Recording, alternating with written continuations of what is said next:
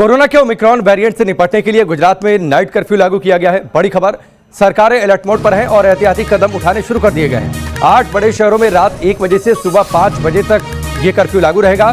कई और पाबंदियां भी लगा दी गई हैं ताकि ओमिक्रॉन के संभावित खतरे को दूर रखा जा सके। ओमिक्रॉन के बढ़ते खतरों के बीच गुजरात सरकार ने कल से 8 शहरों में 10 दिसंबर तक नाइट कर्फ्यू बढ़ा दिया है। गुजरात के गांधीनगर, अहमदाबाद, राजकोट, सूरत, वडोदरा, जामनगर, भावनगर और जूनागढ़ में 10 दिसंबर तक नाइट कर्फ्यू रहेगा। इससे पहले रात 1 बजे से सुबह 5 बजे तक नाइट कर्फ्यू लागू था। गुजरात सरकार की गाइडलाइंस के मुताबिक इन शहरों में दुकानें और ब्यूटी सैलून जैसे व्यावसायिक प्रतिष्ठान सुबह दोपहर 12 बजे तक चल सकते हैं, जबकि रेस्टोरेंट को आधी रात तक 75% लोगों के साथ खुले रहने की इजाजत दी गई है। बिगड़ते कोरोना के हालात पर सुप्रीम कोर्ट ने सरकार को सलाह दी है कि कोरोना को काबू में करने के लिए लॉकडाउन पर विचार किया जाए।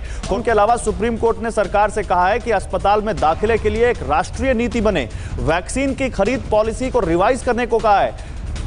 तो ये बहुत बड़ा यहाँ पर सुप्रीम कोर्ट की तरफ से एक ऑब्जर्वेशन है। सुप्रीम कोर्ट की तरफ से सरकार के लिए एक बड़ी सलाह है। सरकार कैसे सलाह को मानती है ये हम देखते हैं। एक बार बिग वॉल पर आपको दिखाते हैं सुप्रीम कोर्ट ने क्या सुझाव दिए हैं। सुप्रीम कोर्ट ने सरकार से क्या कहा है, आप ये सुनिए। संक्रमण पर लगाम लगाने के लिए लॉकडाउन लगाया जाए। जो कोविड टास्क फोर्स कह रही है वही सुप्रीम कोर्ट भी कह रहा है। लॉकडाउन से पहले सुनिश्चित किया जाए कि देखिए ये बहुत सेंसिटिव चीज है।